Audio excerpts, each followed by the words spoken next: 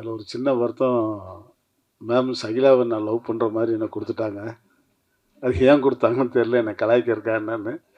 ஆனால் படம் பார்த்தா நீங்கள்லாம் ரொம்ப சந்தோஷப்படுவீங்க. நான் ஏற்கனவே அவங்களுடைய எம்ஜிஆர் ஜிவாஜிங்கிற படத்தில் நடிச்சிருக்கிறேன். அப்புறம் என்னுடைய படம் பிக்கப் படத்தில் நடிச்சிருக்கிறேன். இப்போ இந்த படத்துலேயும் நடிக்கிறேன். அடுத்து குவா குவான்னு ஒரு படம் எடுப்பாங்க, அதுலேயும் நான் நடிப்பேன்னு நினைக்கிறேன். இந்த நாள் வந்து எனக்கு ரொம்ப சந்தோஷமாக இருக்குது.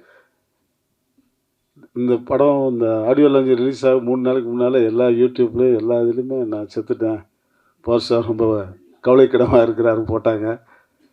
ஏன் அப்படி போகிறான்னு தெரில. அந்த ஒரு இதுக்காக தான் இன்றைக்கி ஓடி ஓடி வந்திருக்கேன். என்னடா நம்ம உயிரோடு இருக்கிறோம், நம்மளை செத்துட்டேன்னு போடுறாங்க, இதெல்லாம் நல்லா இருக்கா அப்படின்னு.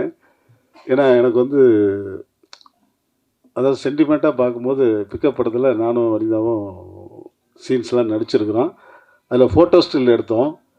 அதில் வனிதா வந்து அவங்களுடைய ஃபேஸ்புக்கில் போட்டு விட்டாங்க. 3 கோடி பேர் பார்த்துட்டாங்க.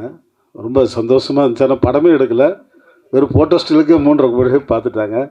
அந்த படம் திருப்பி எடுக்க போகிறோம். அவங்க வனிதா அம்மா எனக்கு சப்போர்ட் பண்ணுவாங்க.